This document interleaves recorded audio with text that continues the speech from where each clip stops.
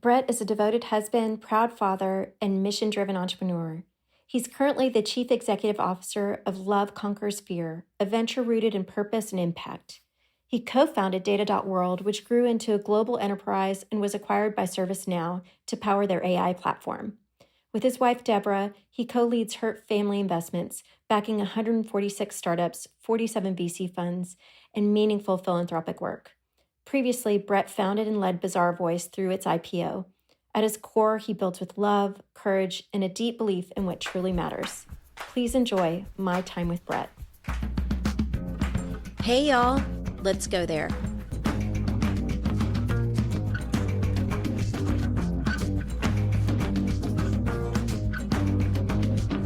Okay, Brett Hurt. We've been planning this one for a while. That's right. I think that the moment is now.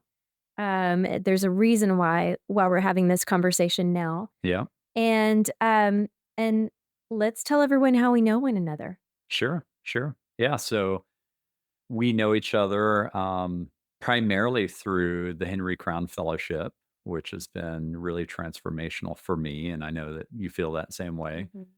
And I feel so blessed that Josh Bear nominated me for it. A funny story is when he nominated me for it, I thought the Aspen Institute must be a nonprofit about trees. Like I had no idea. Yeah. I'm a small town Austin boy. When I was growing up here, Austin was the size of Anchorage, Alaska today. Oh my It was gosh. like 170,000 people. It's like Yeah. mind-boggling. This is now the 10th largest city in the world. Yeah. And then when I started to read about what Josh nominated me for, I thought, wow, what a blessing that he actually thought of me for this.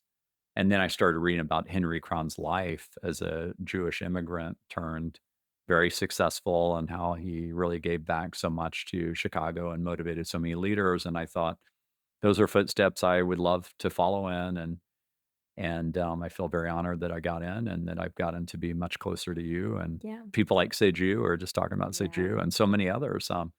So it's really been a very big gift to me and very motivating. Yeah, very much so. I say behind the gift of being able to live in this country and speak Hmm. another language, and behind the gift of my children, the third one is actually the fellowship. Yeah. Yeah. And it is been life altering, as you mentioned. And my first memory of the fellowship was actually at your home.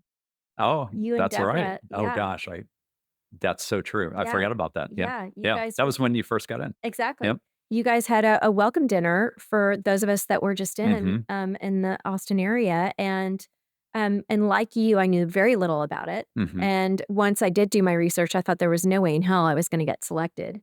And when I did, my husband Jeff and I came to your house, and after that night, he was like, "Whoa, I have a feeling this is going to be very special." Yeah. There was just Yeah. this warmth Yeah. that night. Yeah. And it is. I mean, it is. It's the most amazing group of human beings I've been around in my entire life, and it's so cool. The class I was in, the 19th class, which we named ourselves Dare Greatly after the Mhm. Teddy Roosevelt speech. That class was more female than male, and you know that I have a lot of love for females. My mom was the one that put the most love in my heart. I dedicated my book to her, my book called The Entrepreneur's Essentials, to both my mom and my wife as Mhm. the two women that really raised me. I've been married almost 29 years. And then I donated all the proceeds from my book to the Kendra Scott Women's Entrepreneurial Leadership Institute That's so at cool. I UT didn't know Austin, that. to help female entrepreneurs. And so it was so cool that my class was mostly female, and we just had our 10th reunion in Miami, and it was just an amazing, amazing experience. Okay. So which takes us to our work because we also have kind of been in the same universe in Austin in the tech world. Mhm, mhm. I first heard of you through Bazaar Voice, Yeah. but you've had a lot of success as an entrepreneur. What are you doing now? Tell us a little bit about what you're doing now. Well, I'm personally wrapping up my time at data.world, which has really put a big marker out there for AI in the enterprise. So it's now pretty obvious that data is driving AI and that enterprises are upgrading in a massive way their efficiency. And this is really the year for agentic AI in the enterprise, which really just means, having an infinite cognitive supply of AI agents to automate all types of enterprise tasks. And, we just announced last Wednesday that ServiceNow is buying our company. And ServiceNow is one of the most amazing companies in the world. They have 10 billion in cash on the balance sheet. They are a company that is known as one of the best places to work. They are deeply embedded in companies' workflows. They have most of the Fortune 500 as customers. And, I am not going to ServiceNow, not because I don't respect the company. I really love the company, but because of the fact that I am really meant to be an entrepreneur, and that's Yeah. staying true to my roots. I've been an entrepreneur since I was 24. I'm 53 now. And so I'm tooling right now to really gear up on a thesis I have about what's going to happen in the world with AI, quantum computing, robotics to ultimately manifest a future of abundance for all. And, I probably will start a new company in Q1 or Q2 of next year. So I'm in the early beginnings of researching what that will be. And one of the things I'm going to do, in terms of the fellowship we just talked about, is really go out there and leverage the Henry Crown Fellowship, leverage my network through TED. I've been to TED, I don't know, 15 to 18 times.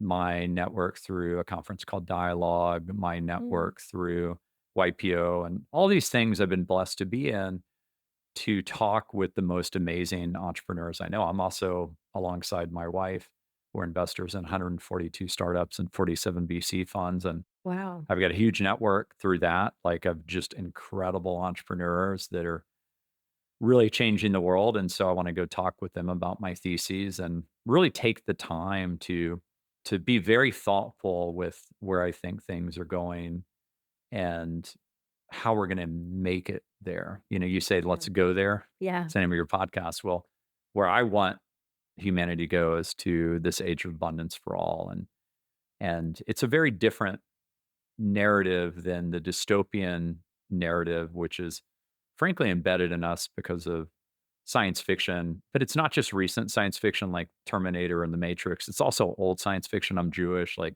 there's a story of Gollum in Prague who the rabbi animated this stone golem, and the golem became sentient and self-aware and then destroyed the synagogue. And it's like a, interesting. I've actually have a golem at home that I Mm. look at every morning. It's right there on my bathroom counter that I got in Prague. And, so the dystopian narrative has been around for a long, long time. And I think we need to overcome that narrative. Yeah, for sure. You and I both agree on that. Hmm. Okay, so let me ask you this, is that you have the Midas touch, if you don't mind me Well, saying. thank you. Um, I've been blessed to work with really, really good people. So I really want to make that point. You never do it alone as an entrepreneur, and really good investors, really good mentors along the way for a long time. well, that's actually what I wanna ask about. Would you share the formula with us? So you're talking a little bit about your initial process, and you're giving Hmm. us some insight. As we Yeah. start to think of an idea, it sounds like one of your first steps is to go socialize it with the people you respect the most. Yeah. But That's right. what does the process look like for you, and what do you attribute your success to, along with team and everything else? Well, so I can tell you I learned a lot from both my dad and my mom. They both became entrepreneurs when I was born. And they did that because they wanted to have the type of time to call the shots with where they wanted to spend time with us, Mm, me and eventually my sister, who I'm very close to. And I grew up very, very lucky with a mom who realized that I had this weird inclination, and there's no way to say it other than it was weird starting in 1976. I was born in 1972.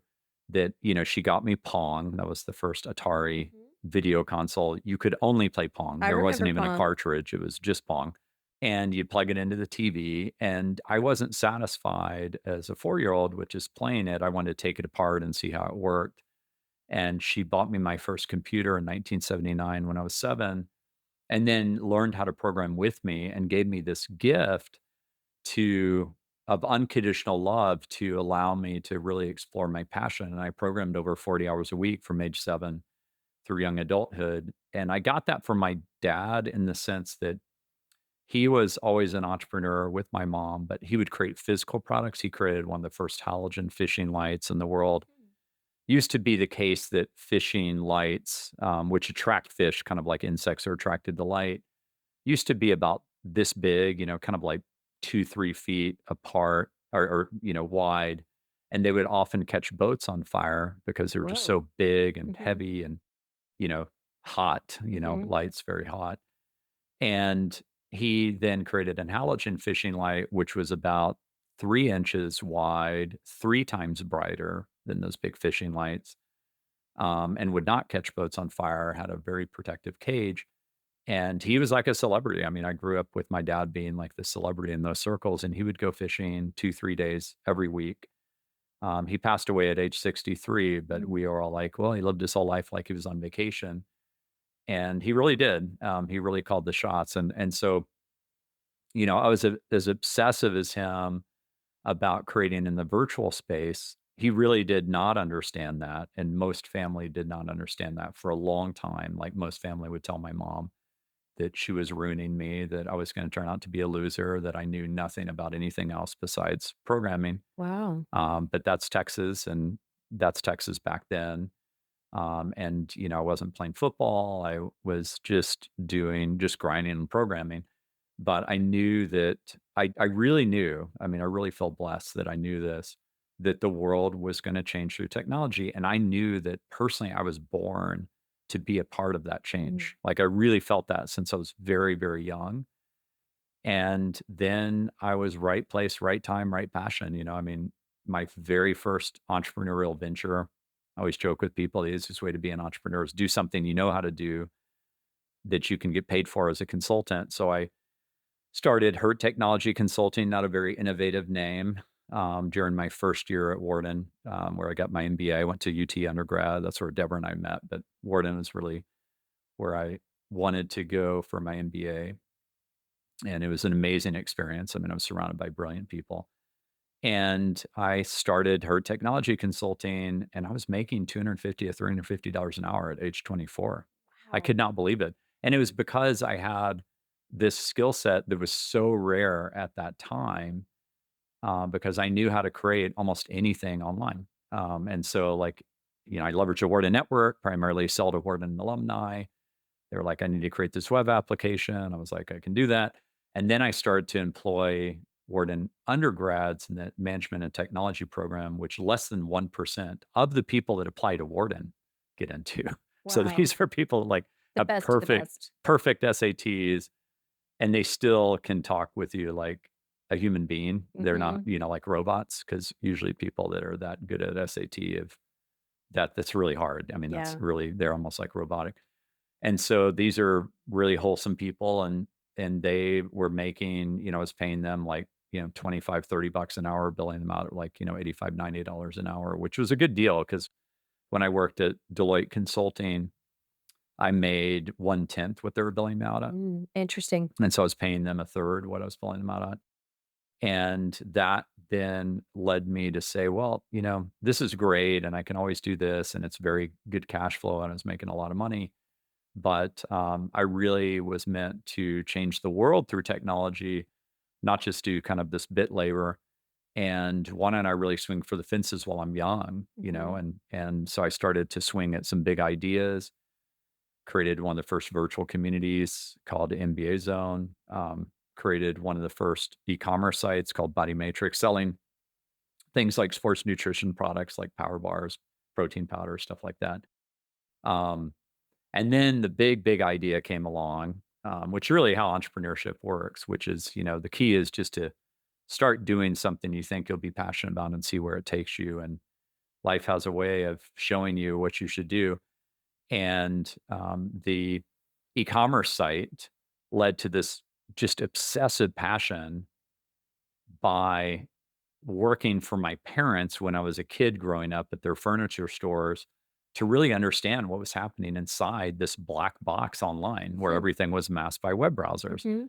Because in my parents' stores, I could ask them, "How did you hear about us?" And I could see how they're navigating. And I did my leadership paper at Warden on Sam Walton, Mm-hmm. the founder of Yeah. Walmart. He wrote a book, Made in America, primarily for his kids on how to run a retail store. And he would actually disguise himself in stores as a Yeah. customer and do everything he could to get the ground truth, and was just an amazing, amazing, soulful leader. And, and so here I am with this e-commerce site building analytics. And I went to friends at Warden that were already working at cdnow.com and Mm-hmm. amazon.com. And those two companies were around the same size back then. A lot of people don't remember That's because CD wild. Now is not in business anymore. But Amazon only sold books back then, and CD Now only sold CDs. And if you're a young person listening to this, you have no idea what a CD was. But it was pre MP3s, pre iPods. It was these discs you'd put in, and you'd play music via these discs. And they're better than records in the sense that they wouldn't get damaged the same way. Um, Although there's vinyls had a big resurgence, right, as we Yeah. know. And so I ultimately became really obsessive about that. And I talked to friends at CD Now and Amazon about what they were doing for analytics. And they said, no kidding, what you have built here for your own little e-commerce site is better than what we have. And I was like, you have to be kidding me. There's no No. way that's the case. And they're like, I promise you that's the case. At CD Now, I was like, well, what are you using for analytics? And they pointed at a shelf, and there was shrink wrap software. It I hadn't believe even been I believe opened. I believe that. Cost $300,000. Wow. And I was like, and it was this company called Accrue. And I was like, why haven't you installed it? Like, I can't even imagine $300,000 at that age, right? Yeah. And they were, I mean, when I got married, I had $1,000, Deborah had $2,000. That was our whole net worth. And Wow. I was like, you have to be kidding me. They were like, IT has no time to install it. Mm. Remember, this is pre AWS. This is Yeah. pre Amazon Web Services. Yeah, there's no Everybody's cloud. building their own Yeah. infrastructure. When we started Core Metrics, I spent 15 million just on the data center stuff Holy to be able smokes. to host, Walmart and stuff like that and CD Now. And was that through raising money? Oh yeah, Yeah. yep, yeah. Excel partners and Highland Capital partners. Arthur Patterson and Peter Fenton joined my board of directors. They were both at Excel. Arthur's the co-founder of Excel. He's legendary VC since 1972, since the year I was born. Those are legendary people, Brett. Mhm. How did you get money from those people when you were so young and just starting out? Well, I think, they could tell I was really passionate, and they could tell that I was really, knowledgeable about what I was doing. It was interesting, though, because I the term software as a service didn't exist, nor did the term application service provider, which was the original term for SaaS. Mhm. And so I was telling them how at Core Metrics, all the software was centralized, and I was like, "Look, this is like a client server Mhm. or a mainframe dumb terminal, Mhm. and I'll be able to update the software anytime I want, like Mhm. one time, and everybody's updated that's a customer." And I was like, retailers are desperate for this because this was during the height of the dot-com boom. I started Core Metrics in 1999, right as I was graduating from Wharton from my MBA. And I was like, they desperately need this. They do not know what they're doing online because the IT team can't install software because they're so busy trying to keep up with the traffic. And so the centralized software approach will allow them to outsource it to us. And I came from a consulting background, right? I Yeah. worked at Deloitte Consulting, and actually I worked full time while I was in undergrad at UT Austin for Anderson Consulting, now called Accenture. Wow. I was telling them like I can wrap services around this, like Mhm. because I'm the one hosting it, and I have this great team with me, amazing, amazing initial team at Core Metrics. Like we can wrap services around guaranteeing that they use this Yeah. and teaching them how to use it and seeing actually monitoring how they use it and seeing where they get stuck and everything else. And so that was the beginning of the software as a service movement. I saw Mark Benioff present at Stanford. I didn't go to Stanford, but I saw him present there because we were living in Silicon Valley at the time, me and Deborah. And, I saw him present there in an auditorium of 80 people, and Salesforce.com was around 80 people. That's And he was insane. talking about the end of software and all these things. And I was like, that guy is the best marketing guy I've ever seen. Yeah. And I took so much nomenclature from that. And then eventually the term SaaS came along. Mhm. ASP came along, then SaaS. And made it a lot easier to raise money, and we eventually, had a good exit at Core Metrics, but boy, did we go through trauma. We went through the dot-com bust and all that stuff. So, you asked me how I've been successful. I think that one thing that I have in common with a lot of successful tech entrepreneurs is I grew up reading science fiction. I grew Mm. up deeply thinking about the future. I grew up programming. I had the right skill set at the right time and never, ever, ever discount luck. I definitely have grit. You can't have success in entrepreneurship without grit, but luck also is a big factor. Yeah. And anybody that does not honor that is just lying to you. Like Yeah. if they try to make it sound like it's all them, their brilliance, that's just ridiculous. You definitely have to be lucky. I mean, like our most successful entrepreneur in Texas is a friend of mine, Michael Dell. Mhm. And Michael Dell had a thesis that the built to order model was going to be amazing. And he was right. But the luck part is the internet just was about to take off. Yeah. E-commerce was just about to take off. And so he was right place, right time. I give him all the credit in the world. He deserves all that success. He's been an absolute giver to our community, him and his wife, Susan. But that also is luck. I mean, yeah, it's a thesis, but when you have a thesis, you don't know how right it is. You just have a thesis and you think it's right, but then sometimes the forces of the universe Align. converge and align where you're like, and that's what happened at my next company after Core Metrics, bazaarvoice, where we went Mhm. from zero to $1 billion IPO in 6 years. And that was a dream come true for me. And, we're rated the best place to work in Austin when we're small, then medium, then large, and really popularized customer reviews all over the world. And bazaarvoice means voice of the marketplace. And it was named after chapter 4 of the Clue Train Manifesto, which you can get online for free. And that chapter is called Markets or Conversations. That book was written in 1999, Mhm. and it was so predictive of how social the web would become. And we started Bizarre Voice just to talk about luck. 2 years before the iPhone came out, Hmm. Facebook was closed to the public, was only in a handful of schools. There was no Snapchat, no Twitter, no TikTok. None of these social platforms were there.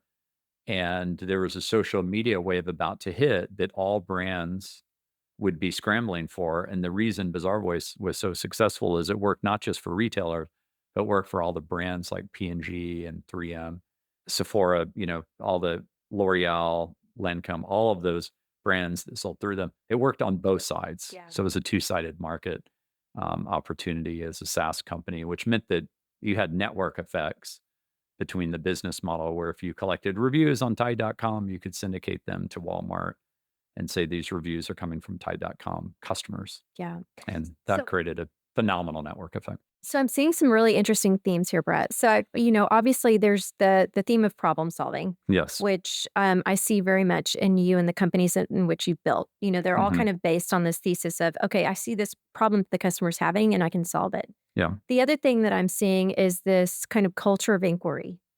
There's this like natural curiosity, and many of these companies are based on inquiry, kind of outside in, kind of the Sam Yes. Walton approach, which is super Yeah. fascinating. And it's always shocking to me how few companies have that outside in perspective and how few companies and people ask questions.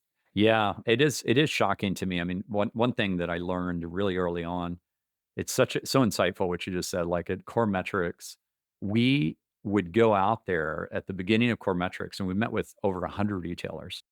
And we said, here's what we have. How would you make it better Mm. in terms of the analytics? Like, what's your dream metrics to run the business? What are the core metrics to run your business? Right. And they would say, it would be amazing if I had this. And then we built it in. Be amazing if I had that. Then we built it in. And eventually we started showing up at retailers. They're like, I can't think of anything. You have everything I could possibly want. And Wow. it's just because we were humble enough to listen to the Yeah. first 100.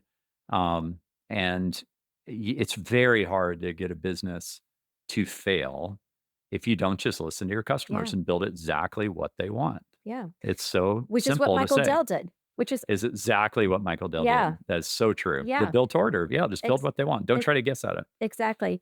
The other thing that I think is interesting is that you made it not just easy to buy, but easy to deploy. And that's something I didn't know about Mhm, you. So even what you're stating from a core metric standpoint in terms of it was during a time where people were still buying software off the mhm. shelf and you were like, "No, I can actually deploy this to all of you Yes. guys with one flip of a switch," Yes. versus you guys having to manage that deployment. Right. That was super cutting edge. Yeah. But at its core, it's about making it easier, Mhm. to use, Yep, which I that's right. think a lot of people don't get that either, that you gotta make it easy to buy, you gotta make it Yes. easy to use. It was actually incredibly, radically more efficient. I'll tell you a story. Like a crew took anywhere from 9 to 18 months to install. It was Mm. based on this technology called a packet sniffer and a web server Oh, I log remember file that. Mhm. crawler. Mhm. Okay, so nobody even wants to know. It'd give you brain damage to even for me to even describe that. So we instead used a technology I helped pioneer called a web beacon, where it's a one by one invisible pixel that would direct write to the database as consumers were taking actions on the website. And it allowed us to build individual profiles on each consumer that were anonymous that then would let us aggregate that data into reports, but it would keep the individual data where you could run analysis to say, show me every customer, like on my e-commerce site, that browsed like a fat burner product, Mhm. but never bought. How did they find the site? What products did they browse, et cetera? You could create things like a look to book ratio. How many times did someone look at something but versus buy it? Sort by the ones that were the worst look to book ratio, like lots of lookers, not a lot of people buying. And that meant you're either being price shopped, you were not competitive, or your product imaging sucked. I mean, there are lots of things you could test out there. Wait, you're kinda blowing my mind right now, Brett. Sorry to interrupt, because what you're talking about is what underpinned the beginning of behavioral targeting, propensity to Yes, buy, that's right. personalization. Yeah. Yeah, we developed a lot of that. And this is the thing that was really cool. It would take anywhere from 3 to 4 weeks to deploy, not 9 to 18 months. Wow. 3 to 4 weeks. And then people would have the whole thing outsourced and we could upgrade as much as we want. Plus, because it was SaaS, we provided benchmarking reports as we got bigger. So we could benchmark Walmart versus the Home Depot versus Best Buy, et Oh, cetera, wow. anonymously. Mhm. They had to opt in to say they wanted to do that. So we had an agreement because they didn't want to know they were not Walmart's not willing to tell people this is my Walmart data to Yeah, Best Buy, right? of They're competitive, course.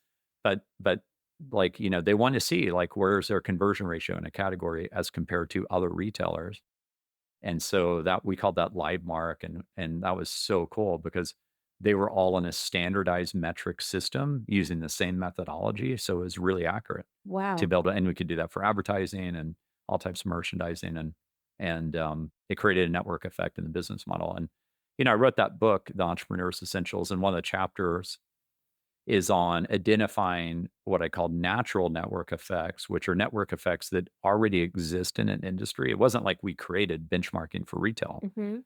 There were things like Nielsen, stuff like that before, but we created much, much better benchmarking than had ever been created because we had a standardized system that went down to the individual product level. Yeah, and was Um, dynamic probably. You could Very probably. dynamic. We could Yeah. update it literally every single day. Yeah. Yeah. If What may every hour, really. what you're also touching on is something that's really, for me, I think is the future of marketing, because I feel like Yes. marketing as we know it is disintegrating, being Hmm. turned on its head. Yes. And marketers are not gonna be able to rely on the same data that they once did and the same practices that they Yeah. once did. That's They're probably been true every 5 years. true. You probably could say Yeah, that every 5 years. but the Yeah. disruption is real It is from real. an SEO perspective and search, Absolutely. it's gonna be material. But one of the things that I think is really important is to be generous. Mhm. Mhm. And you're talking about a great deal of generosity. I would say also just being humble. I mean, humility is love. Mm, Love is humility, and just realizing that you just need to listen, like, grow some big ears and just listen to what people need because they will tell you, and people love to be listened to. I mean, I love to be listened to. Everybody loves to be listened to, that's one of the biggest gifts you can give someone as a friend is just sit there and listen. yeah, Say Jew and I were just having a call and I was doing a lot of listening. So, that's a true friend. yeah. Okay, so you said it, so I'm gonna ask it. Have you experienced love in the workplace? Oh, for sure. I mean, not just experienced it. I mean, I'm a product of love, starting with my mom, and I manifested a lot of love in the workplace. I mean, I really think that the reason Bazaar Voice was rated the number one place to work, it was small, medium, and large in Austin. We won in all three categories as we grew. Is that it was the manifestation of love, and the people. The most amazing thing about Bazaar Voice is that there are now 70 companies been started by former Bazaar Voice people. Mm. And the biggest compliment they give me is that they've taken that culture and they manifest love in their company. And, love conquers fear. I mean, if you lead with love, you will bring out the best in people. And that's true as a parent too. If you lead Mm. with love with your children, you're going to bring out the best in them. And your worst moments, you're in a state of fear. And Mhm. so it's very true in business. And, there's a lot of business which, unfortunately, machismo steps in, or, in politics too. And the reality is that the highest order value of humanity is love. That is the nature of the universe, is love. And I actually think love is the very definition of God. I think God Mm. is the very definition of love. And so it's just a natural thing to do. And man, you will have a lot lower blood pressure and everything else if you lead with love. Yeah. You'll have a lot better marriage. You'll have a lot better relationship with your kids, and you'll just have a lot better company. And fear is a powerful motivator, but to lead with fear is prone to giving you a heart attack and, keeping you up at night, and it's just not necessary.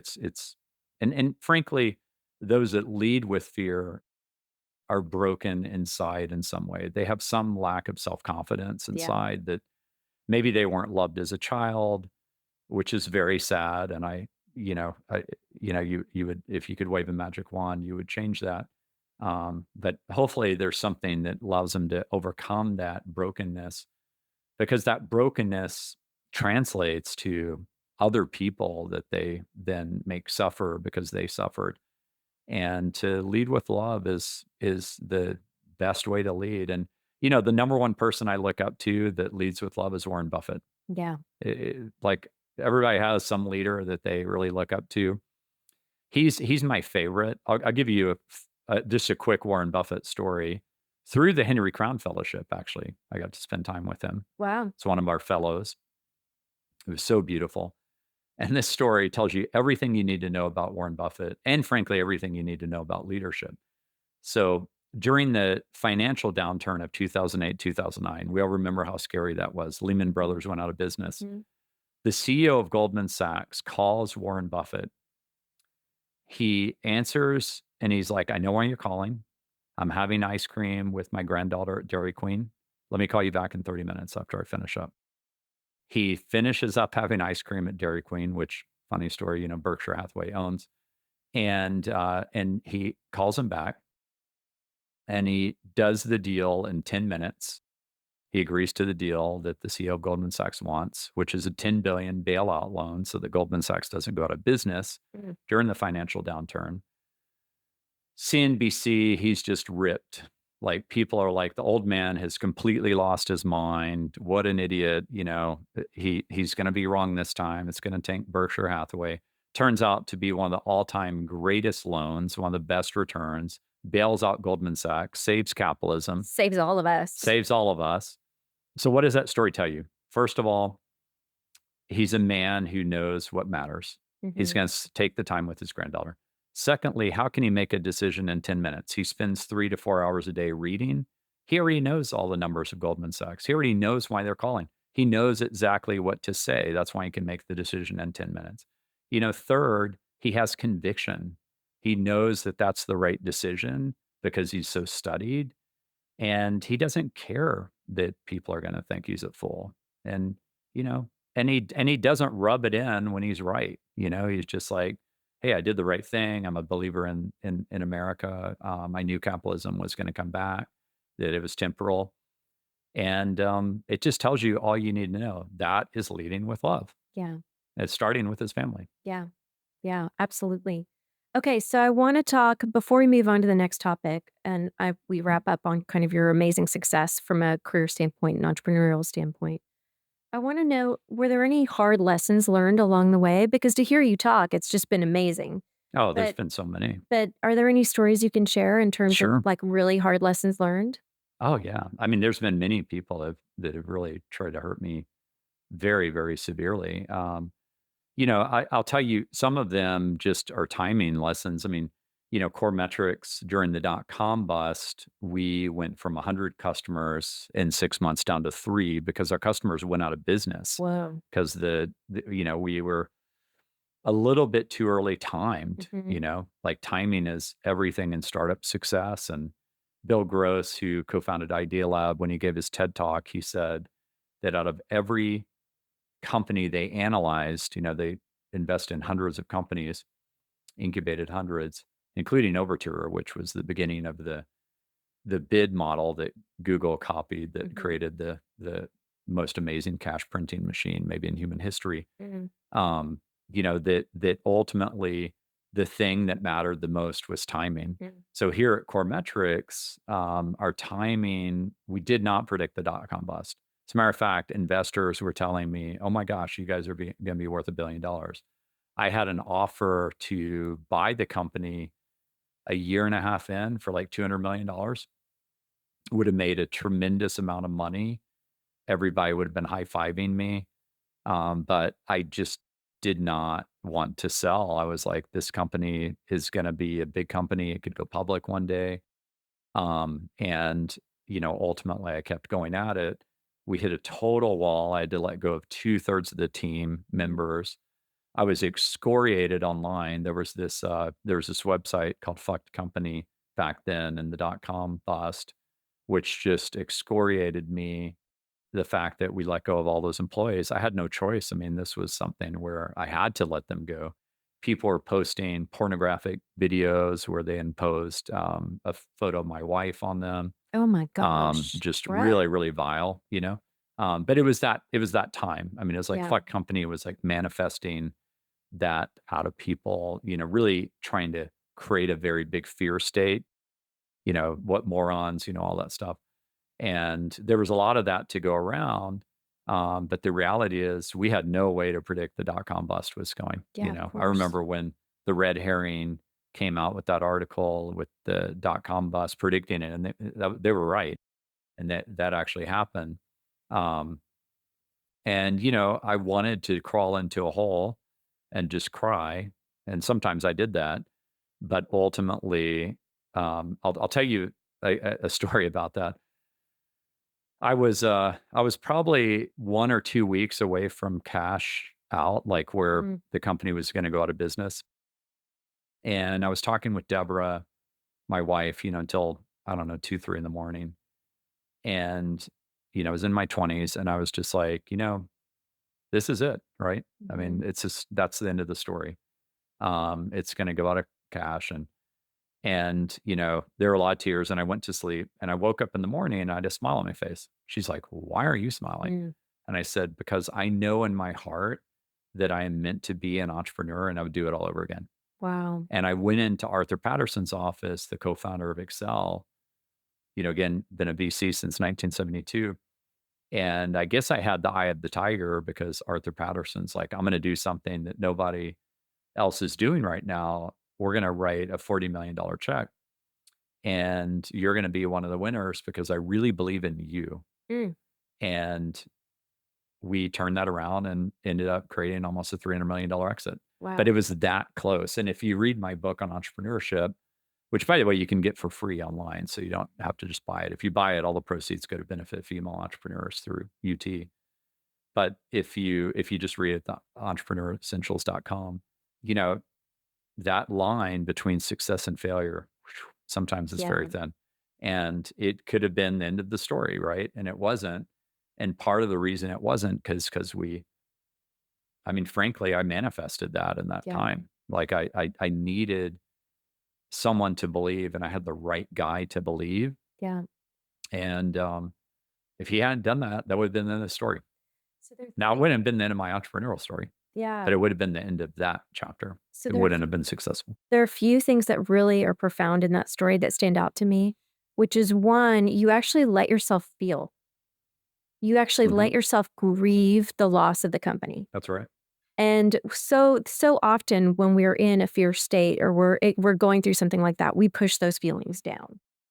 And one of the things that I've learned through the coach that I work with is that when you let yourself feel, if you actually move the emotion, there's always clarity on the other side. Mhm. And that's exactly what you're describing. You woke up the next morning with a smile on your face because Yeah. you knew the answer in a I way. knew the answer, yeah. And the other thing that I think is very profound and special is, in particular, for those of us, I'm speaking for myself, who are very self reliant and have a strong sense of responsibility, we don't always share with others when we're going through something like that. Mhm. And the fact that you were vulnerable with Deborah and Mhm. told her everything that you were going through rather than trying to protect her from it Right. enabled her to be there for you in Yes, a way that would bring you guys closer together versus pull you apart, which for you sure. see happen in those scenarios. That is super profound. And then the last thing I would say is it all comes down to kind of a knowing. You know, you have a knowing, whether it's a calling or confidence in yourself, but just a knowing that you continue to follow. Yeah. No, that's true, and, one thing that just made me think of for the number 2 point is that my parents always involved me in the business, Mhm, including when their business almost went out of business. mhm, I saw them punch through those times, mhm, and honestly, sometimes whether you're successful or not as an entrepreneur is if you can overcome your fear. mhm. Like, if you can see beyond the fear and see the love on the other side, and sometimes you just gotta push through, you Yeah. know? And if you think about all the great movies we love, like Rocky and everything else, it's like where they did that, right? Yeah. It's where they ultimately overcame their fear, and that's kind of the entrepreneur hero's journey. It's just a false narrative that you do it Yeah. alone. There's always people that help you along the way, and I always do everything I can to honor those people. And I can truly tell you, like, I would not have gotten into Wharton. When I got into Wharton, it was the number one business school, and it's always been the top 3, and it was Deborah actually that helped me get in there.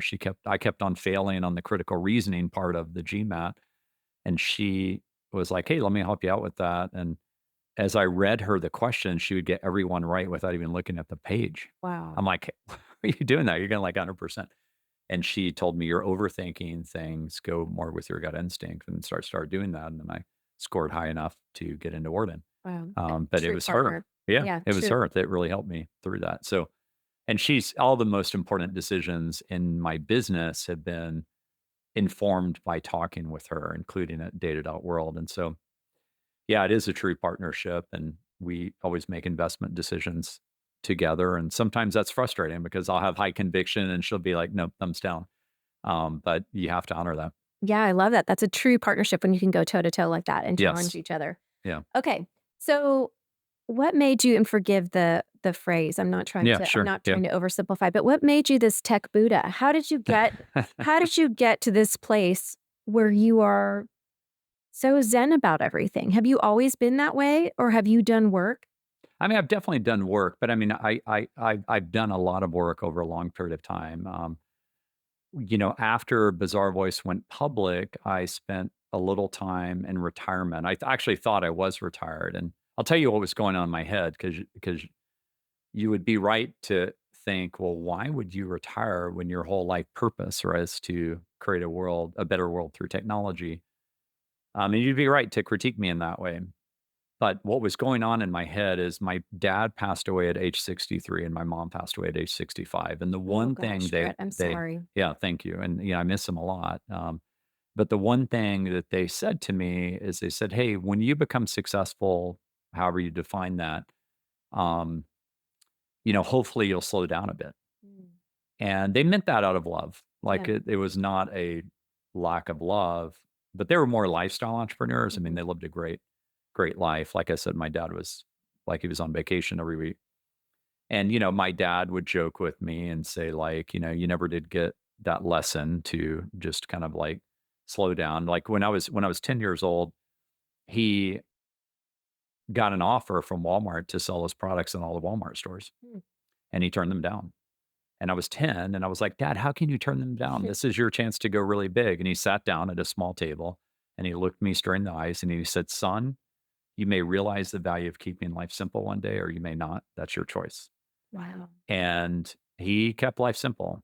And I have not kept life simple. My life is very complex, but I love my life and I feel very balanced. And so, so I wanted to try on their lifestyle. I was like, okay, that was a message they gave me out of love. Let me just try it on. And so I traveled the world. I'd made enough money where I never had to work, and I thought I'm just going to do all these things, and none of them filled me with real purpose. Mm. It was like I was missing purpose. I remember standing in New Zealand looking at, and I don't expect anybody to feel sorry for me listening to this, and I would not feel sorry for me listening to this. Um, so I'm not saying this at all like I was in a very fortunate situation, but I'm standing in New Zealand and I'm looking out at the most beautiful scenery and I just felt empty inside. I just felt literally empty. And I was like, I can't do this. And I went on a walk with Bong Sa, who his dad was a Chinese immigrant to America. And Bong was born here. One of my most important mentors was my very first board member at Core Metrics back when I started that at age 26.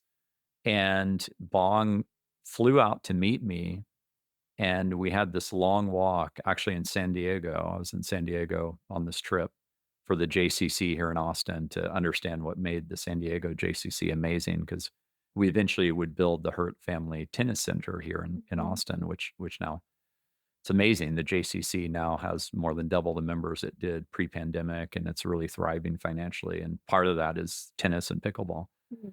Um, and so, we went on this long walk, and Bong was like, "Brett, you can't be like your parents. Hmm. You're not meant to be."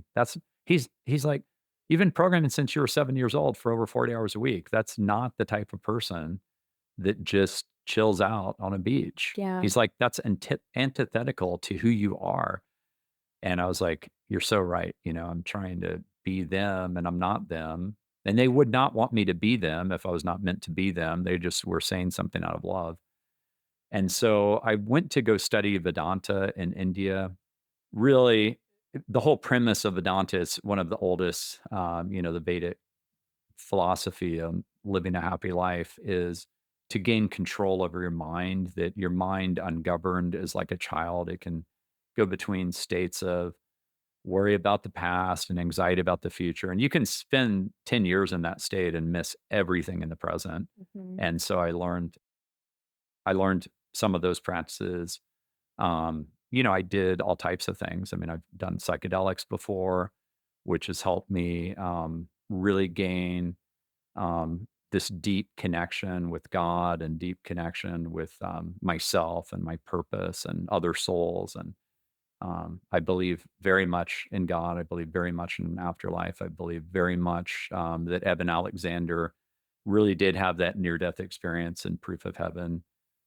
And, miraculously lived on after getting E. coli meningitis and going into a coma and was saved in that experience and came back to spread the message to all of us about what lays in the beyond and how we're all here for a divine purpose. And I believe that's true for every human being that God believes in us, God loves us. We're all here for something that we need to discover. All over my book is Man's Search for Meaning, Viktor Frankl's book. He was a Mhm. Holocaust survivor, survived 4 different concentration camps, and ultimately, the only way he endured that, he says, is he found his purpose, and once Mhm. you find your purpose, it animates you, and his divine purpose was to invent this field of psychology called logotherapy, and he was very sad that people were, like, medicating themselves with Mhm. these antidepressants where they weren't finding their purpose, they were Yeah. just, like, trying to medicate away that yearning. And, we're dealing with that now societally. And we've Absolutely. got depression at the highest levels it's ever been and loneliness at the highest levels it's ever been. And I'm involved in a company that's trying to solve that, which I'm really passionate about, led by one of my very, very, very close friends, Lincoln Brown. It's a company called Kinship. And so, I feel very blessed. I've done a lot of deep work on myself and it takes work. I mean, it takes Yeah. work and it takes a lot of self-love and I've been very blessed to have many, many people come into my life to work on me. And I'm a big believer in that book, The Celestine Prophecy. It's Mhm. Celestine prophecy, about when you set your intentionality in the universe, it's amazing all the people that'll come into your life, and that's happening to me right now as I start Absolutely. to think about my thesis for my next business, which would be a very important one to me because it'll be my 7th business, and you know that my blog is named Lucky 7, and I found my purpose at age 7 with a mom who allowed me to do that and kept everybody on my way, leave him alone. He's found his purpose. I love that. And so I've done a lot of self work, and I feel like I do because I know that I'm doing what I'm meant to do, and I'm surrounded by love. I mean, I'm Yeah. surrounded by love. I'm surrounded by loving kids. I'm surrounded by a loving wife. I'm surrounded by loving friends. I have so many friendships. I was actually with one of my friends recently. This was on this way to Necker Island, where I give this speech on quantum computing, robotics, AI, on this path to abundance, and talked about spirituality too. And he said, you have a lot of best friends. Like, how can you have Yeah. so many best friends? Like, and I thought about that a lot recently. And I was like, I have an infinite capacity to love. Yeah. God has an infinite capacity to love. And God is within us all. We're just all fragments of consciousness. Consciousness is ultimately fundamental. Matter is derivative of consciousness. If you really dive into quantum physics, you'll find that out. And it's a change in the materialist paradigm that consciousness somehow magically popped out of matter. And so, we're all just children of God, and God is the definition of love. And so we can all choose to have infinite love, and we don't have to limit ourselves to a few best friends. Yeah. Like, I can have very deep friendships like you and I have, me and Yemi have. I was just Mhm. on with Yemi. I know he was Mhm. on your podcast recently. Yeah. Or Me and bazaarvoice. Seju have, Mhm. me and Micha Breakstone, who just announced his $47 million Series A yesterday for Somite, led by Koshla Ventures. Very proud to be an investor in him. I mean, I can have lots and lots of best friends. I don't have to limit my heart to a few. Yeah. Yeah. I think that's why I'm attracted to you, Brett, is your heart Thank you. and it's and your warmth, and your brilliance, and you and I share a lot of the same values, and it's so fascinating to hear you tell some of these stories because I have parallel stories. The moment that you had in New Zealand, I had the same moment. I was on a family trip, although mine was a little intense. I was on a family trip and we were on a boat in Croatia and you know, based on anyone else's uh, you know, measurement, I should have been extraordinarily happy. And all I could think of, because I wasn't working at the time, all I could think of was if I closed my eyes, would anybody notice? Yeah, that's And sad. and and I'm sorry you felt that way, sister. well, that's okay. But it wasn't suicidal. But I Yeah. and now I now know through all the spiritual readings that I've Hmm. done that that's a very common feeling when somebody's going through a Yeah. significant transformation. It's kind of like death of self. Yeah. And that was what was going on for me.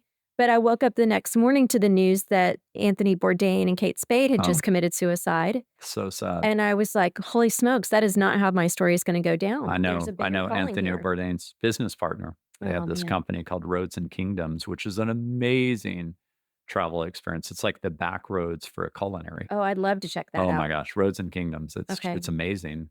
I'm not an investor. I'm not plugging it as an Yeah, investor. But I'm a customer, yeah, and that was with Anthony Bourdain, and it was so sad. I mean, the brokenness of someone like Robin Williams. The person that yeah. made me laugh the hardest I've ever laughed in my entire life was when Robin Williams came to Austin. Mhm. It was at the Irwin Center, Yeah. which no longer exists. Right now, it's the Moody Center, which is even better. But Robin Williams literally made me laugh to the point where I was crying. I had like nasal Yeah. drainage. I didn't have a tissue. It was disgusting. But it was just so I was destroyed. Yeah, I we were mean, there too, it was awesome. oh, you were Yeah, there? yeah, Oh totally. my gosh. I Yeah. actually I've never met another person that was Yeah, there, no, we were there. because it was just me and her. We didn't go Yeah, with friends. But if I'd known you were there, we would have hopefully been hanging out. But yeah, it totally. was so good. Yeah. So good. So I can relate to everything that you're saying, and I very much like you have this deep knowing that there's life beyond, that we're all iterations of each other, Yes. that we're all Yeah. connected. Yes. All of our souls are connected. Absolutely. We're all one. We're all I one. mean, the ancient spiritual teachers had it right. Ancient Hinduism, ancient Buddhism, Kabbalah and Judaism. I'm Jewish. Ancient Christianity. It was all this knowing that we're all connected, that we're all one. And we're finding out through quantum physics that's actually the case. Yeah, absolutely. It's proven by science, which is Hmm. wild. Okay, so Brett, I want to talk about your Jewish faith. And Sure. in particular, I want to talk about October 7th. Yeah, sure. So, when we feel so much love in our hearts and we feel so connected to everyone, how do you reconcile something like October 7th? Well, so what I would say about that is that, look, first of all, like it's very sad to see so many people die in Gaza. No one that I know wants to see that. No Jewish person is like happy about that. But what happened on October 7th is that women, children, men were raped, tortured, murdered in a way that is worse than Game of Thrones. I mean, Game of Thrones I could barely watch, and I didn't watch most of the episodes because it was so brutal. I Mhm. was just like, come on, like pan the screen. Like you don't need to show that type of gratuitousness. Yeah.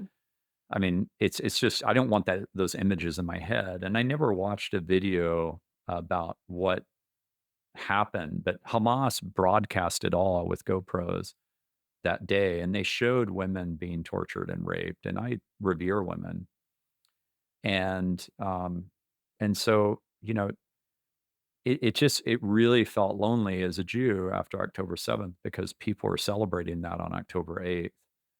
And not that should never be celebrated. If Jews went into Gaza and murdered and raped and tortured women, the Israelis should be called out for that and be held account, and they are. They live in a country which is defined by rule of law, and they will be shamed societally forever for doing something like that. Their lives will in Judaism, we don't believe in a hell, but we believe you can create a living hell, for yourself Mhm. forever.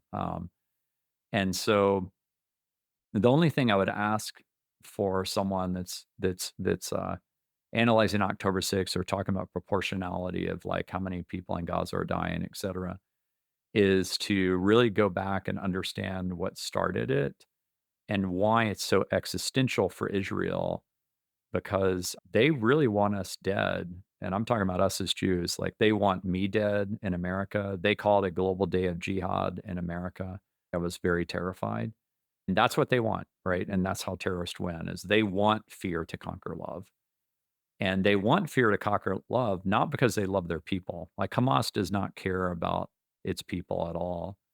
That's why they hide behind them and use them as shields. And it is a fact. It's propaganda war, and they are ultimately controlled by Iran, who is the largest exporter of terrorism. And so I'd just say, just get educated and don't fall into simple narratives. And I saw it in the fellowship. It was really sad in the fellowship that it became a simple narrative. And I've written a lot about it. I wrote some of the most important pieces of my life about October 7th and getting people to understand the history. And so I wrote 3 pieces you can find on Medium about it.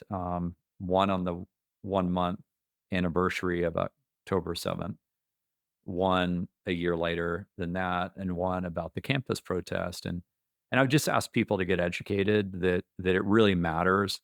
And there's this saying in Judaism, and I believe we're all children of God. I really believe that none of us are above each other, that we all equally matter.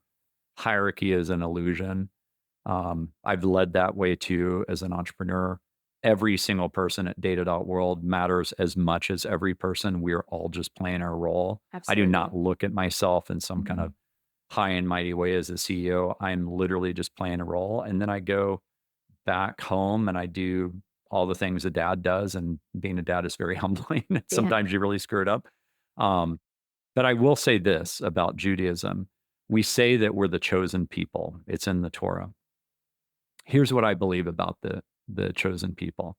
We are the canary in the coal mine for humanity.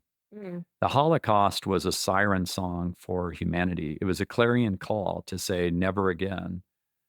And October 7th was the worst attack on the Jewish people since the Holocaust, with more brutality than could even be imagined. Like, I never wanna watch these videos. I never will watch Of these videos. course. IDF actually went around showing excerpts of these videos to people that would watch because it was like, bear witness. I never went. Yeah. I don't want that in my head. Yeah, agree. Um, and but they showed it because they're like, "We want you to see what happened." And they majorly edited out. They did not show the rapes. They did not show what happened to the women. And I made the mistake of reading one article about that in the New York Times about what happened. I literally had nightmares for months. I'm not kidding. For months after October 7th, I was having nightmares. The only way I work through that is writing. So I'd just say that we are the canary in the coal mine, and we don't do everything right. I'm not a fan of Netanyahu. Yeah. I'm not a fan of punching down. I'm not a fan of punching down in the US. I believe trans people, gay people, women, minorities, we're all just people. We're all connected on that soul level. We're all just one. And we have to have love conquer fear for the future of humanity. And it starts with seeing things clear eyed with things like October 7th, because the reality is that if Hamas returned all the hostages the next day or never even captured hostages, um, and they just laid down their arms, there would be no war. There really would not be a war. And the only reason it continues to happen over and over again in terms of Hamas attacks and Israel responds is because Israel is in existential fear of losing everything post-Holocaust. Like if Hamas takes over Israel, it's over. It's over. I mean, all that Jews have worked for is over at that point, because then terrorism wins, and terrorism can't win anywhere in the world. Terrorism is just about a very few people. Again, hierarchy is illusion.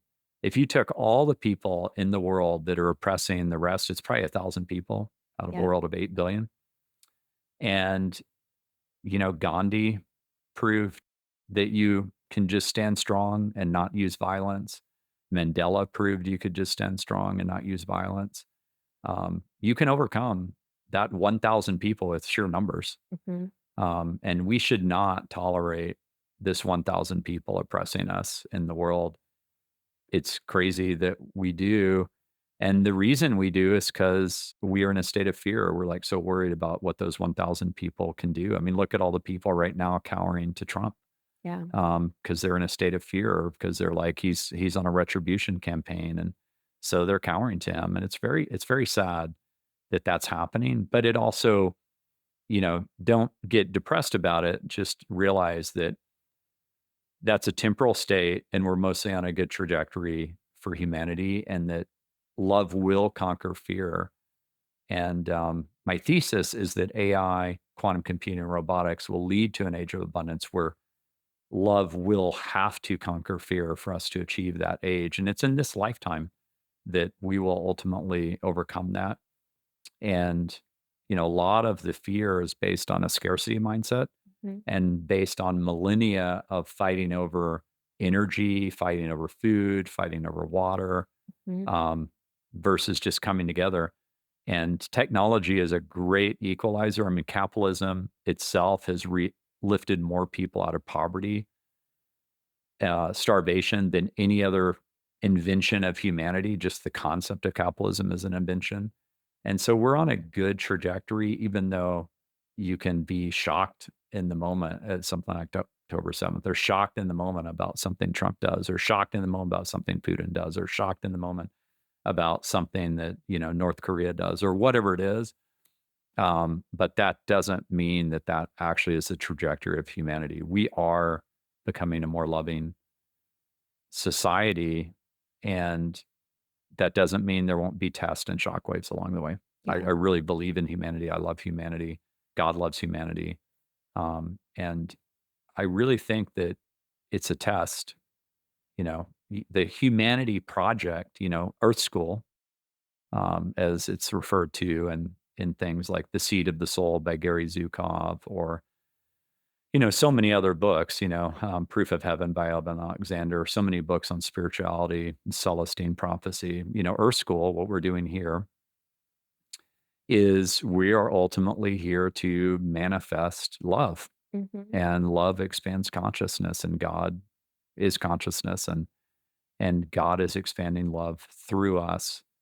We just have to embrace that and see that. And one thing that really needs to happen for the world is science and spirituality need to come together like the two serpents around the caduceus. Hmm. The two serpents should be science and spirituality. And I'm talking about spirituality, which is different than religious dogma. I'm talking about the knowing of God, the knowing that we have a soul, the knowing we're here for a divine purpose, the knowing that we're here to work together and ultimately help each other achieve our highest divine calling. Yeah. It's super fascinating. I don't know if you've listened to the telepathy tapes. I absolutely have, yeah. Yeah. It's Yeah. the last episode is especially the best. What messages the children have for us, the Ugh, non-speakers have for us is yeah.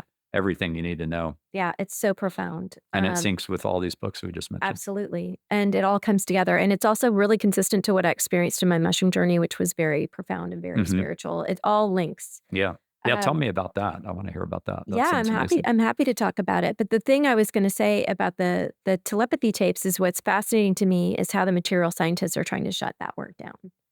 And to your Yes. point around science having to come together, Right. Elaine Pagels talked a little bit about this when she was on, and she's professor of religious studies at Princeton Mhm. and is an advisor for many of the studies around psychedelics and an Yep. advisor around the spiritual component of it Yeah. that seems to be consistent with everyone. I mean, how cool is it talking about, things that I would have never predicted? I had dinner with, Governor Rick Perry at the time at his home. Uh huh. I sat right next to him, thanks to a friend, Jeff Miller. And I would have never predicted that Governor Perry would go all in on Ibogaine Yep. to help veterans. People don't know this, by the way. I have a feeling this isn't commonly known, I Okay, don't think. so Yeah. here's the story. It's a really cool story because actually, the head of the brain center at Stanford just spoke at TED back Yeah. in April. I don't Mhm. think that TED Talk's live yet, but it will be soon. And basically, been these studies on ibogaine. I don't think I've ever done ibogaine, but ibogaine is a very intense psychedelic, which it's like an 18-hour journey. I've definitely Yeah. never had an 18-hour Yeah. journey, And they have and to monitor your heart, right? Because it's yeah, very careful. They have to be very careful to keep your heart rate, I believe, at a certain level, or you can have right. cardiac experience. Okay, I didn't know that. Yeah. And so you face every single fear you've ever had in your life, Mhm. and these vets have killed people, some of them, Yeah, of and so course. they relive all of that. Almost like the life review, if you study near-death experiences, sometimes there's this life review where you see your entire life flash before you, and you look at it not just from what you experienced, but what the other person experienced, Mm. like on a soul level. And it really will change the way you live your life. You think about what do you want to be in your life review, because everybody you impact, you're going to get to experience how you impacted them from their point of view. If you're a terrorist, you're going to get to see how how that woman that you're raping or whatever torturing experienced it from their point of view, right? And that's the life review, and you can read a lot about those with near death experiences. And so they go through this ibogaine experience, these veterans, which I was shocked to know that 20 veterans in the United States kill themselves every day. Oh, yeah. And they More people die from suicide than in combat. that I didn't know. Yeah. That's wow, that's incredible. So sad. And so they in one session of ibogaine, they overcome PTSD. Mm. One session, and they're cured forever. And so Governor Perry is really passionate about this. He's made it his life work now. He's dedicated the rest of his life to this, um, getting it passed in Texas, and then hopefully other states will follow, only for therapeutic purposes, right? Which is what I think should happen with psychedelics. I think they should be legalized only for therapeutic purposes. I'm not a fan of them for recreational purposes. I think they should be very sacred, very deeply therapeutic. Yeah. And so, Revered. yeah, and so this guy Roland, I think his name's Roland Stocker at Stanford, talked about all these studies on the TED stage, and you can see on Joe Rogan's podcast, Governor Perry and one of this guy's a partner with him on this ibogaine um, journey that they're on to try to get it legalized for vets for therapeutic purposes. I think it'll be legalized for other people, not just vets, for therapeutic purposes. But it'd have to be prescribed and all that stuff. And it's really exciting. I would have never thought that would happen. But it's all part of the consciousness awakening. I really think there's a consciousness I awakening going totally on around agree. the world right now. Something is afoot. Yes. Something is afoot. And I think that is God trying to awaken us because we're on the cusp of creating abundance, but we also are on the cusp of creating the most powerful tools the world has ever seen. And so our ability to manifest love and use those tools in a loving way ultimately will define the destiny of humanity and ultimately the destiny of Earth. Um, and on the other side of that, where we overcome the scarcity mindset and we redefine the measures of GDP, once energy is in an infinite abundance, once food is in an infinite abundance, once water is in infinite abundance, once we use solar energy, the light bulb in the sky that we can just plug into in an infinite abundance way for energy, then what's left? Yeah. What's left for What's life us? about? What's left for us is beautiful creativity, beautiful connection with each other, becoming much more spiritual, realizing the divine purpose of being here. So what's left for us is love. Like that's what's left. And I think that'll actually be the most beautiful age for humanity. And it's prophesied in Celestine prophecy, it's prophesied in Proof of Heaven, it's prophesied in The Seed of the Soul, it's prophesied in books like LSD and the Mind of the Universe by Chris Bosch. They all sink that this is where humanity is ultimately coming to, and this is our ultimate test to reach that age together. And I think we will. I believe in humanity. So you said your mom protected you from the criticism of family and friends Mhm, and walled everything off so that you could do what you needed to do to prepare yourself for your mhm. role in this world. How are you now parenting to prepare them, It's a great question. given where you Yeah. see things going? Yes. Well, so Yuzu is 100% about AI. She's been programming since she was 4 years old. She's 15 now. So she's a native AI user and an incredible programmer. Um, so she's on a very good path. Rachel is a triple major at Tulane in business psychology and creative writing. She wrote her first book at age 13. Mm. She has a jewelry business called Radiant Jewels. She has a podcast called Radiant Resilience.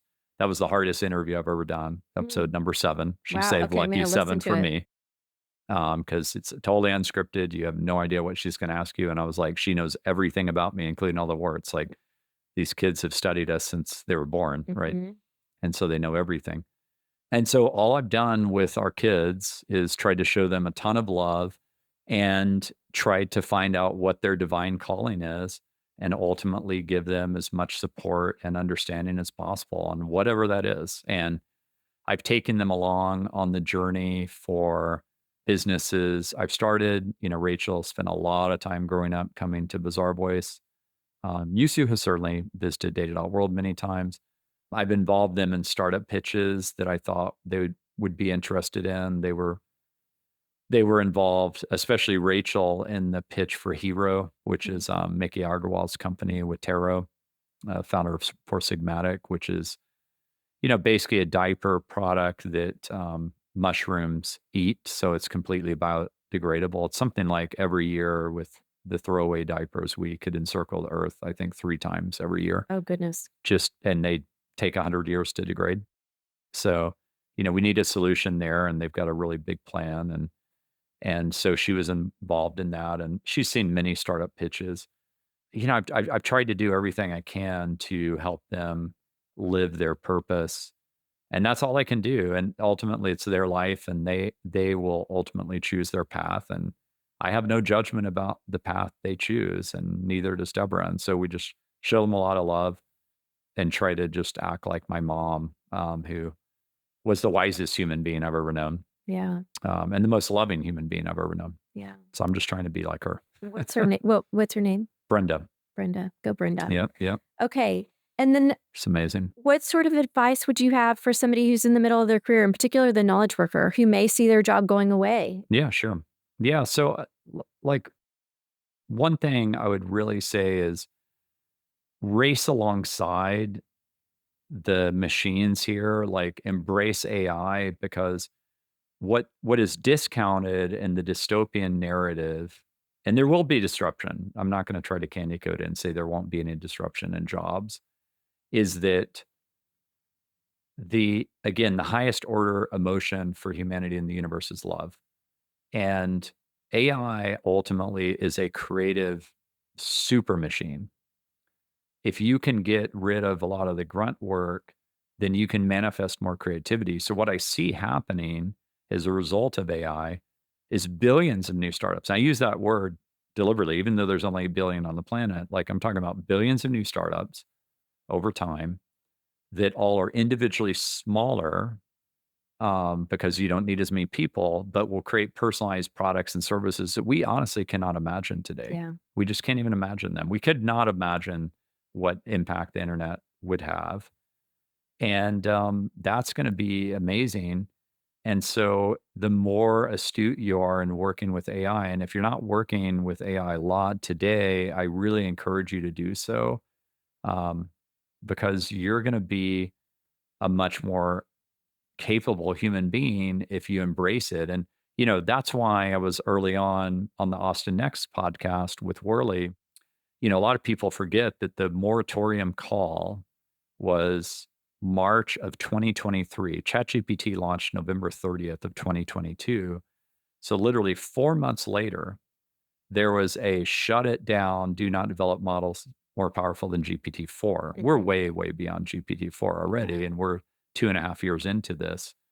And we're using the worst models today that humanity will ever use still. And we all know through technology how fast these things can improve. And I remember the beginning of printers, the beginning of modems, et cetera, and where we're at today.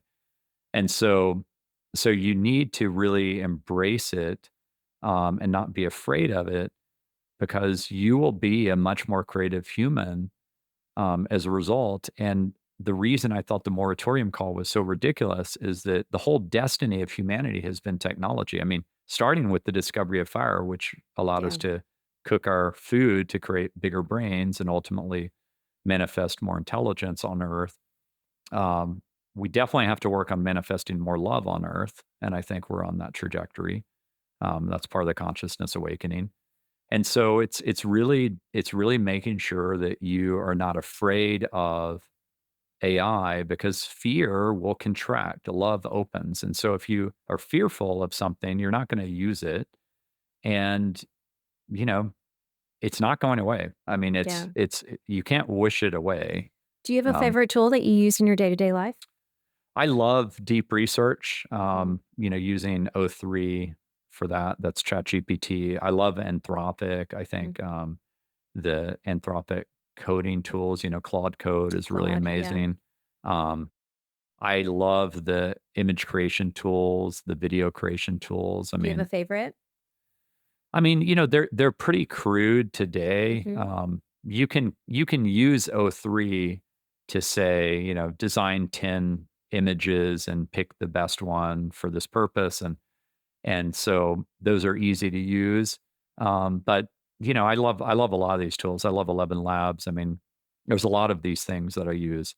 I try to dabble in all of them, and boy, I'm going to be dabbling a lot more in them coming up because I've been running a company now for a long time with data.world. And now, it's going to be this beautiful outcome where all of these people go to ServiceNow and really get to enact that whole enterprise agentic AI future.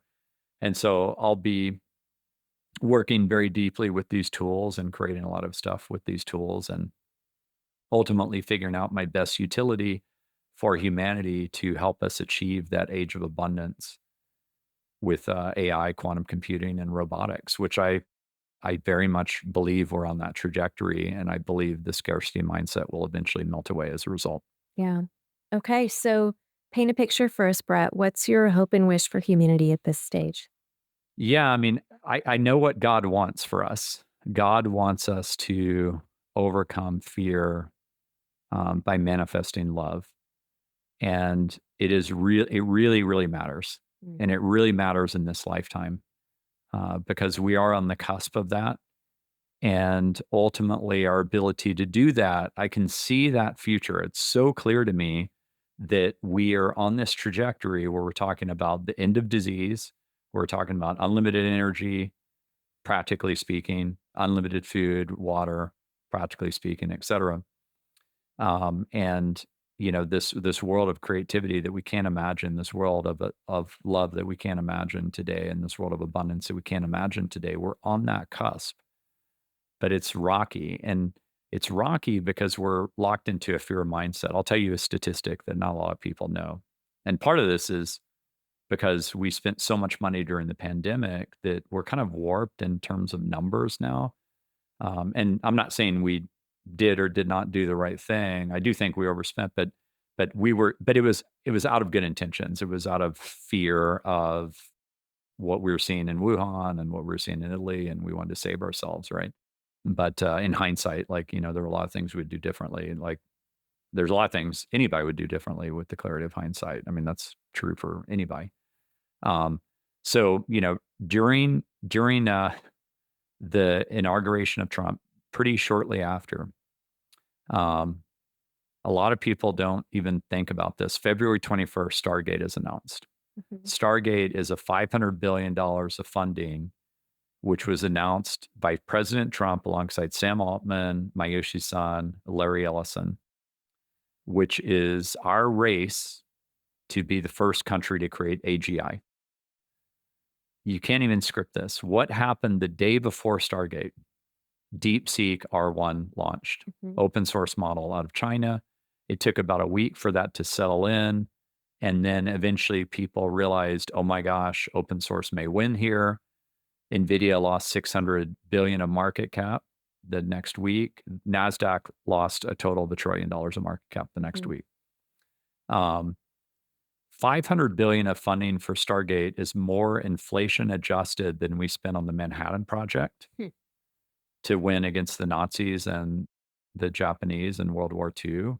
Ultimately, they chose capitalism after World War II, and Japan is now the third largest economy in the world, and Germany is the fourth largest economy in the world. This Mhm. is my wish for Gaza, by the way, Mhm. is that they embrace capitalism and create a land of abundance there. But they have to get rid of terrorism first. So, here you have more funding that was spent on the Manhattan Project, inflation adjusted, more funding that was spent on the space race versus the Russians, inflation adjusted. Inflation adjusted, that's $260 billion, what we Mhm. spent against the Russians to say if they win control of space, it's fear based, right? Mhm. And so now we're locked in a fear based mindset versus China on like, if we create AGI before them, then we rule the world. And if they create AGI before us, then they rule the world. And it's such an illusion Yeah. because what are we actually going to do with AGI? Are we going to destroy the whole global market to oppress the world? No. Is China going to destroy the whole global market to oppress the world? And I actually think, in a way, and I'm no fan of the Chinese government, but I think in a way that DeepSeek R1 is almost like a peace offering. Mhm. It's almost like saying like, hey, open source is going to win here. And Meta, believe it or not, is a peace offering with Llama 4. Llama Mhm. 4 is incredibly powerful. And it's like a peace offering saying, hey, and one of my favorite books of all time was Neil Stephenson, who's a very good sci-fi author who wrote a nonfiction book called In the Beginning Was the Command Line. And he predicted in that book that Linux would win the internet, and it did. And I'm predicting right now that open source is going to win AI. Yeah, for It's going to sure. win. For sure. And It so open source always wins, let's be clear. it usually does. Yeah, it definitely, I mean, it's just many versus a few, right? And Mhm. and that was what we were talking about earlier, like Mhm. 1,000 people control the world. And the rest live you know, in fear sometimes of those 1,000 people.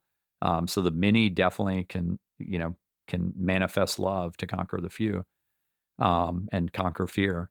Yeah, I mean, this is the ultimate test for humanity. And quantum computing massively accelerates the whole thing.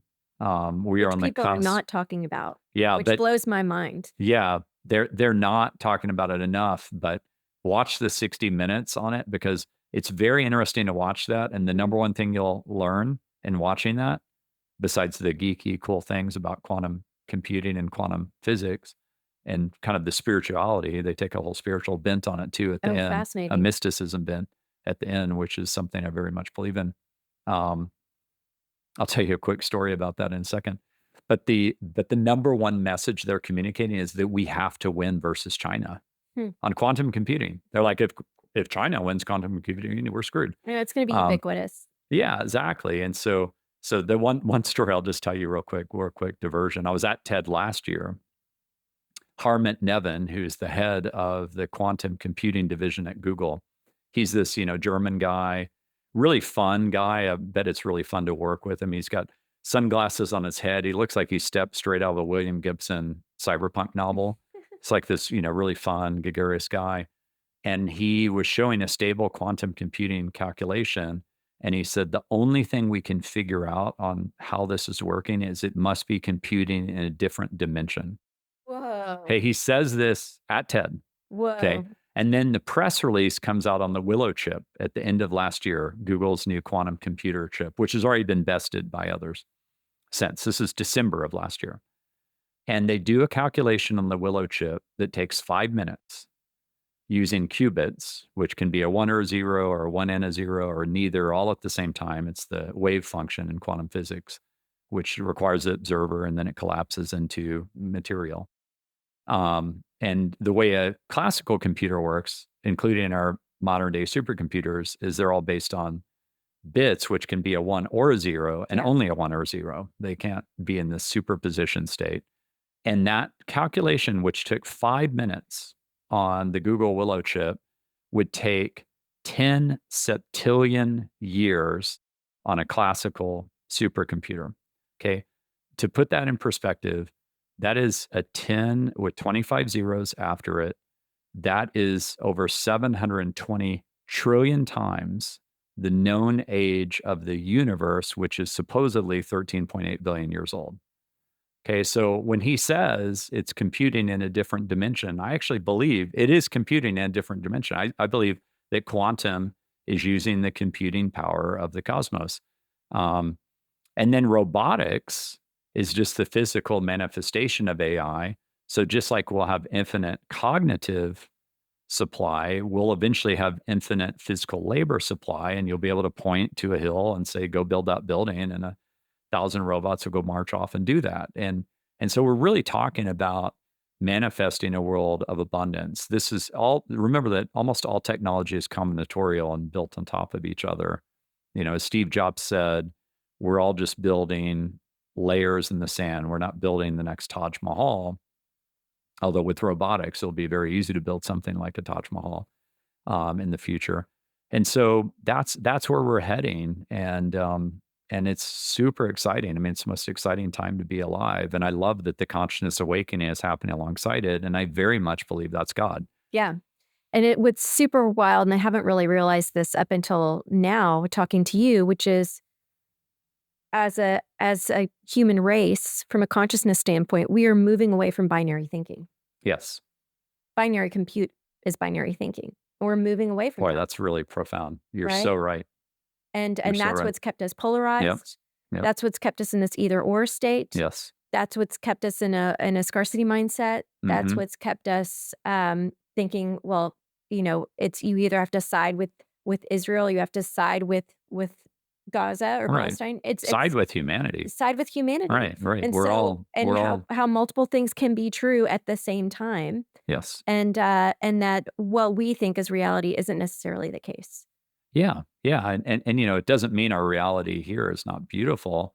It just means that if you read books like The Celestine Prophecy and The Seed of the Soul and Proof of Heaven and so many others, that you'll realize that actually it's much more beautiful than you can imagine. Totally. And that there is a beyond. And I'm quite certain you and I have been here before. Me too. And somehow our souls were connected. And here we are, you know, hopefully delivering a message that helps people in this lifetime. Yeah, me too. I strongly believe that. I have a Yeah. strong and deep knowing that that is true. Yeah.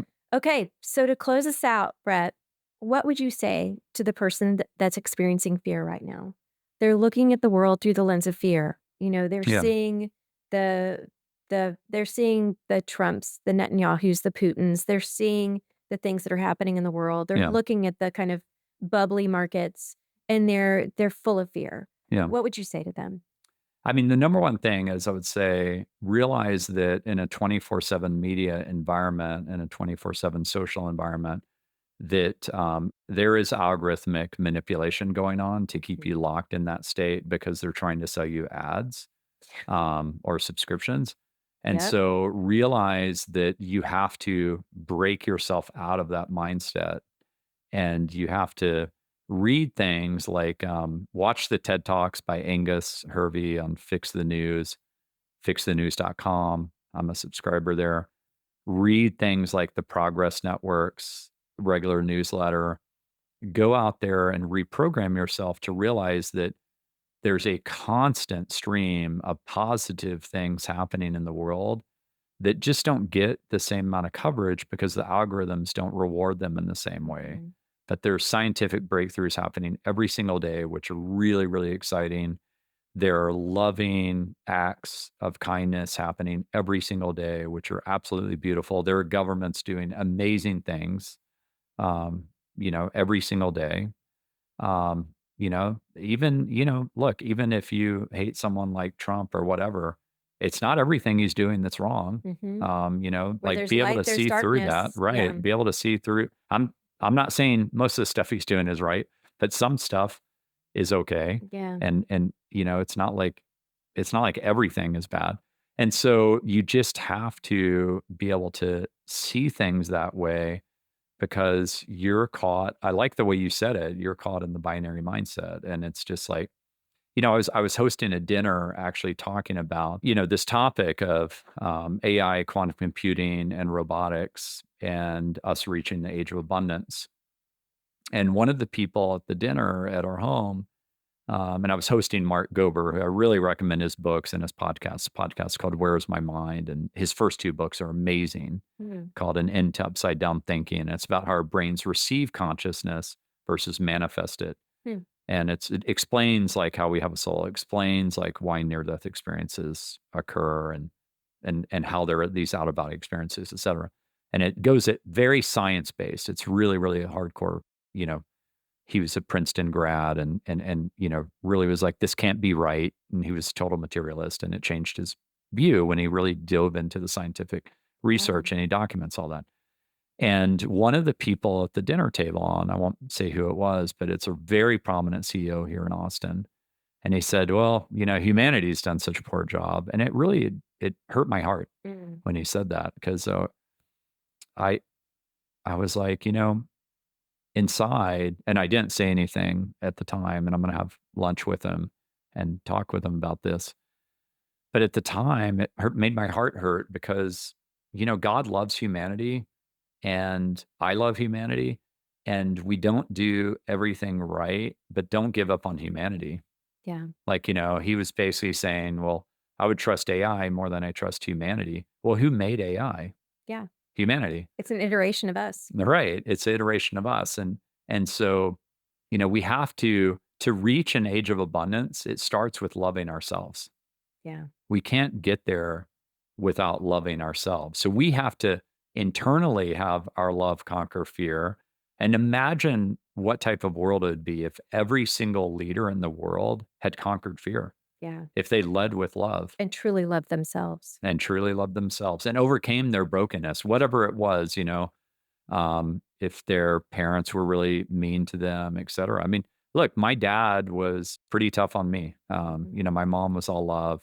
My dad would say things sometimes like, I didn't want you guys, I can't wait till you Whoa. move out. Um, Whoa. That's but weird. I got that same message. That's but wild. ultimately he and I did reconcile, and before he passed away, it was all about love. And Mm. he definitely expressed a lot of love and knew that I was on the right path and was very happy that I became so successful.